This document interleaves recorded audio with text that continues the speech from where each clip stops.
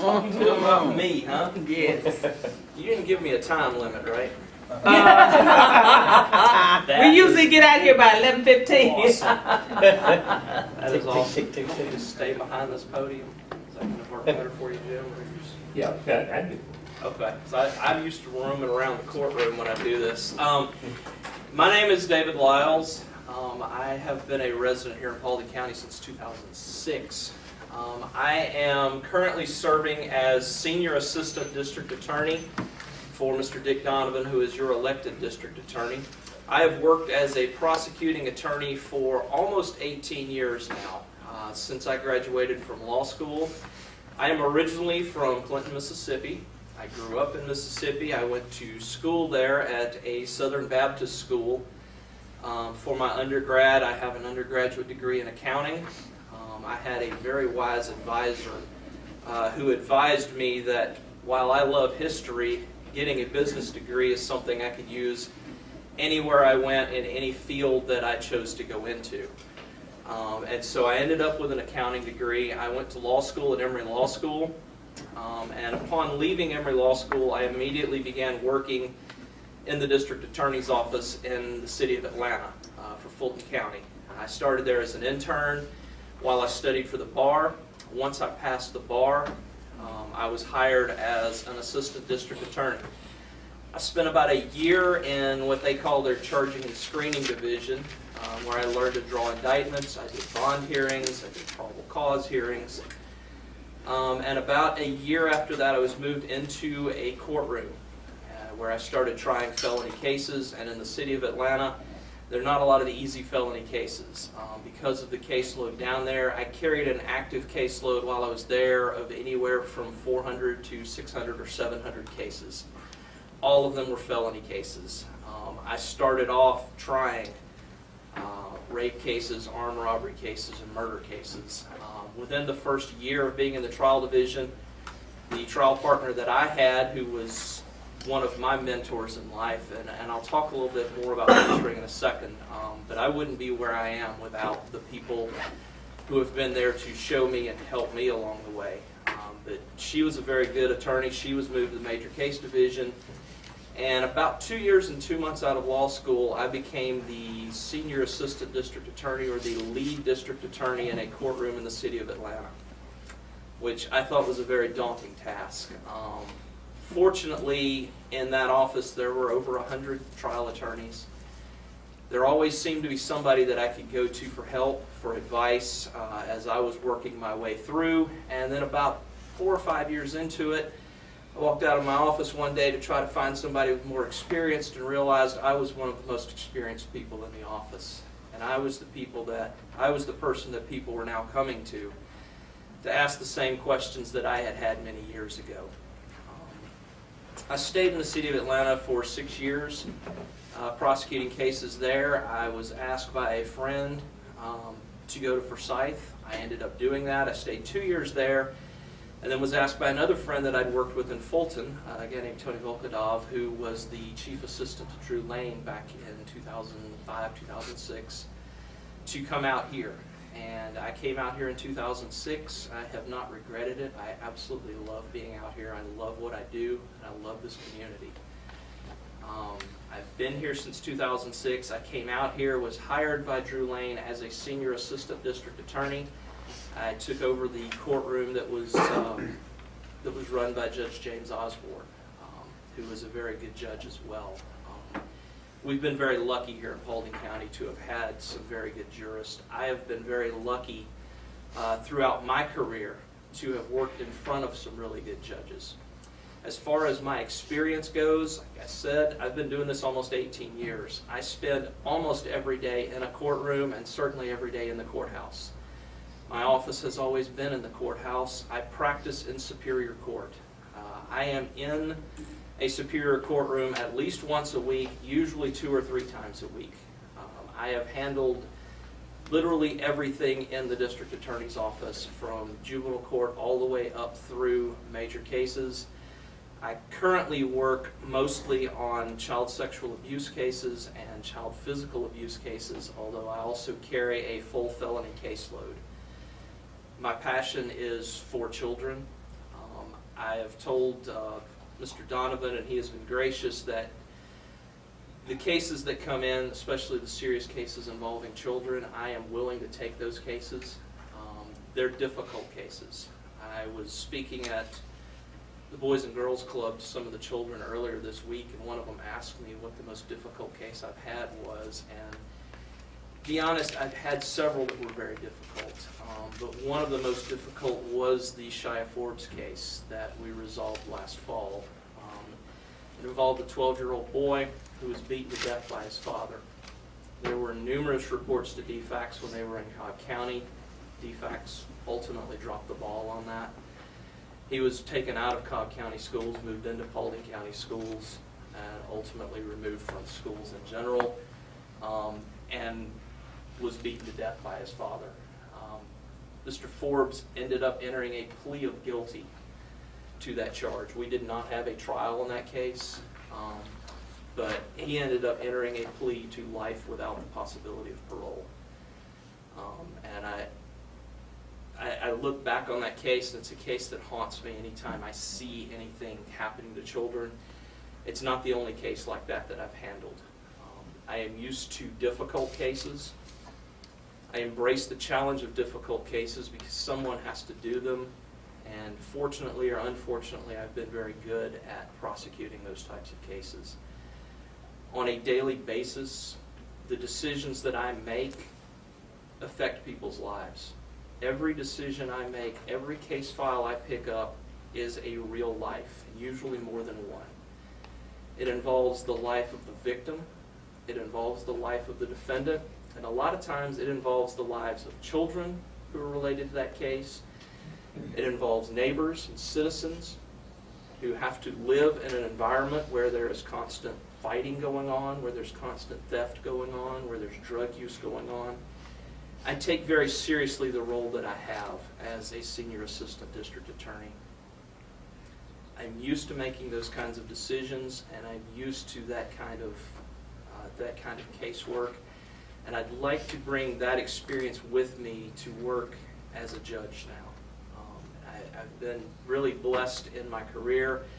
I'm very happy that the opportunity has come open. I don't know that a judgeship has come open for election as an open election in this county for quite some time. So we're very fortunate to have that. I'm very fortunate to have the opportunity to run for that position. In addition to the types of decisions I've talked about, as a trial attorney, I have to make split-second decisions constantly during the trial regarding pieces of evidence that I want to use, pieces of evidence that defense counsel wants to use, testimony that's coming out from the witness stand, questions that are asked. The most important skill, I believe, for a trial attorney and I believe for a judge is the ability to listen. And I believe I have that ability. I listen to what's going on, I take in what's going on, and I certainly will do that from the bench. I have never had a case in almost 18 years reversed on an evidentiary ruling. I get them right because I understand the evidence code. I believe that qualifies me uniquely for this position because I live with it, I deal with it on a daily basis. Unfortunately, about 4 years ago or so, we overhauled the evidence code. We were under one code, we went to a new code, and I've had to learn and master a new code. So there's been some adaptability in that, and I believe I've been able to show the transition from the old code to the new code.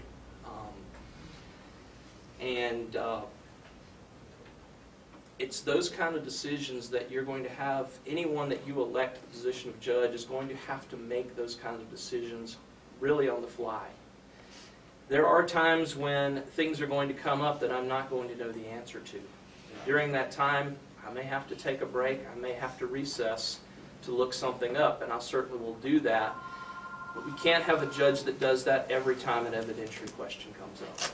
You need a judge who understands the evidence code and knows how to apply it. I am certainly willing to be educated. I don't know everything. My wife will tell you that. But one of the things that, along with listening, that I am willing to do is I am willing to be educated by people. I'm going to need educating on civil law. I don't know it all. But I will tell you that I have shown great adaptability to this point in learning new codes, and we have a judge who's sitting on the bench now in the Honorable Dean Bucci, who was not well versed in criminal law and yet has done an amazing job over the past year and a half, 2 years that he's been there in picking up the criminal side of things. And I expect to be able to do the exact same thing on the civil side. I have done civil work.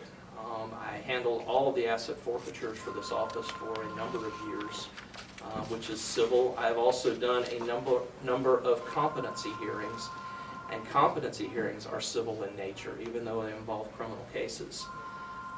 Competency is one of the other issues that I would like to see addressed. Judge Bucci has been instrumental in getting a drug court here in Paulding County. It's one of a number of different kinds of accountability courts that we can have. The drug court allows us an alternate route in how we handle offenders who are addicts. Rather than simply placing them in a jail cell or placing them back out on the street, we put them into a supervised, structured program. One of the things I would like to do, if I'm fortunate enough to get on the bench, is to get a mental health court going as well. Cobb County has one. A number of the surrounding counties have them.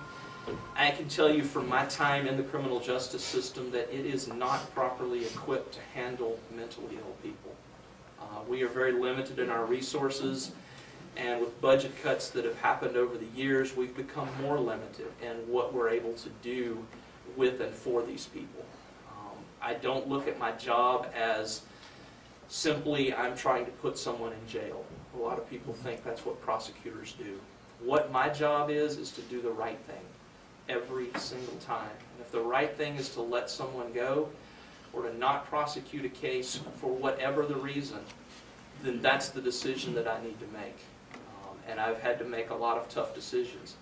I've had to go to families who have a child who has claimed they have been molested and tell them, I don't have sufficient evidence to prosecute the case.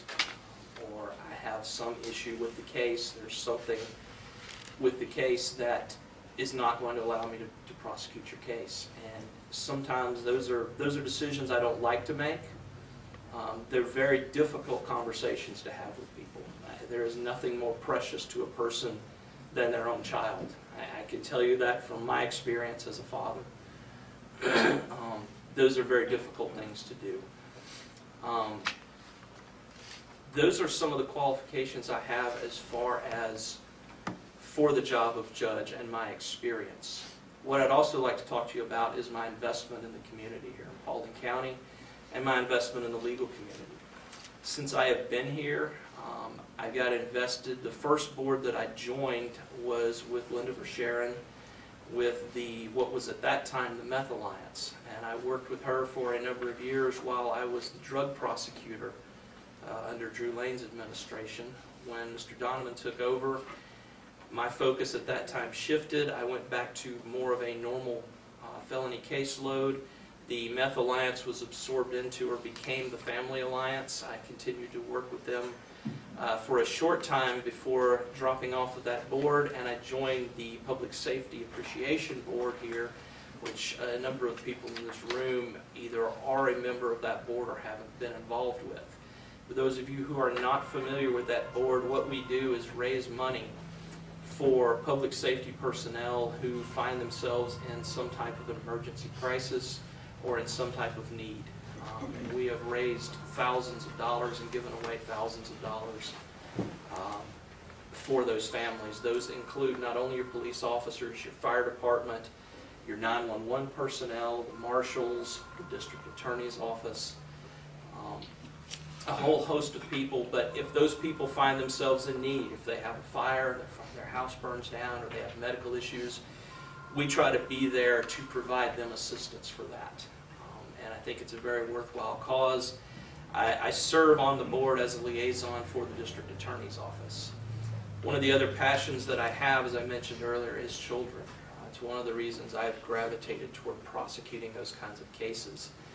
I've been fortunate enough to be allowed to work with children here in Paulding County. I am a board member for the Boys and Girls Club here.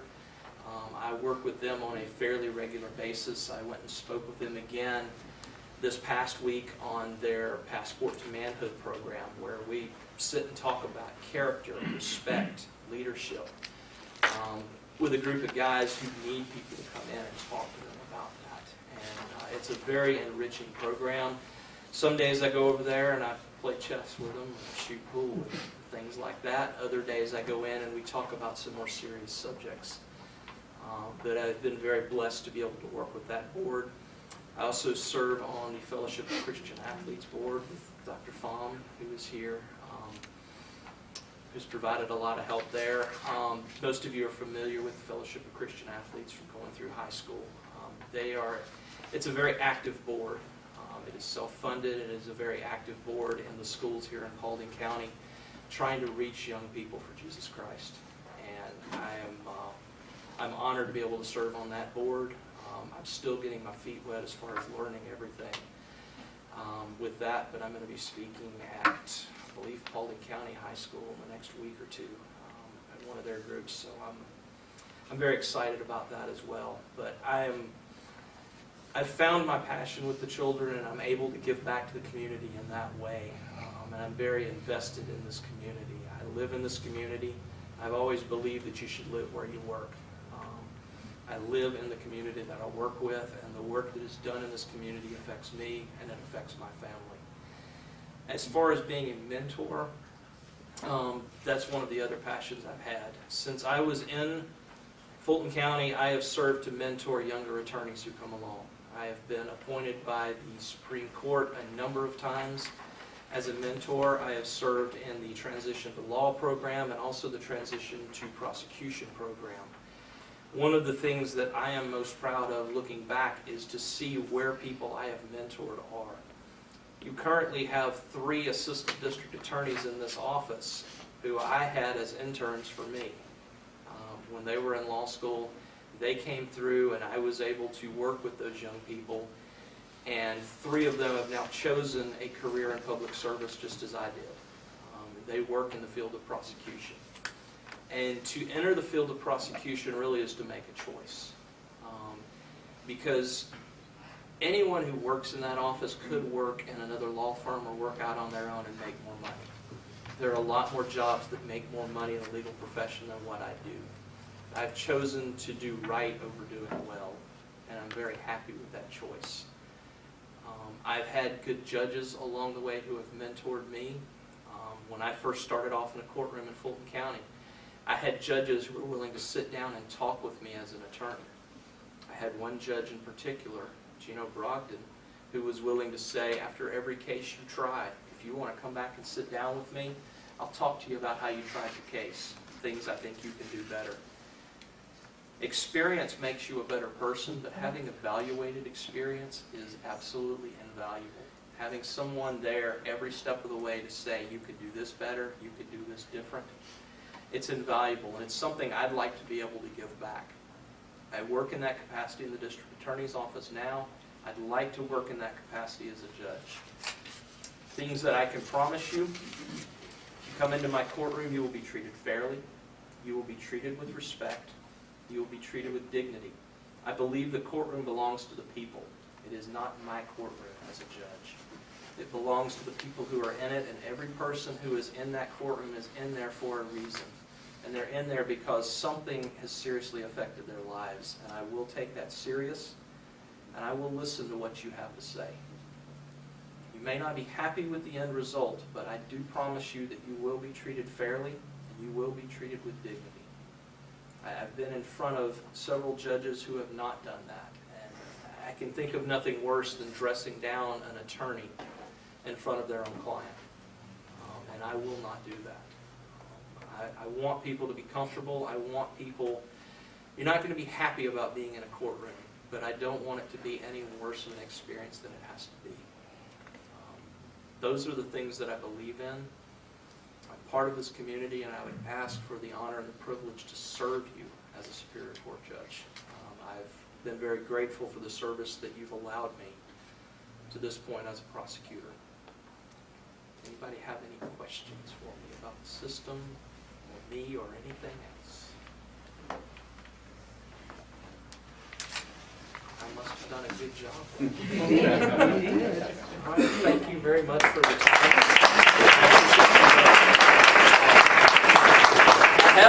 I have some yard signs up here. I have a few more in my truck. Y'all take everything I got. Let's go ahead and put them out.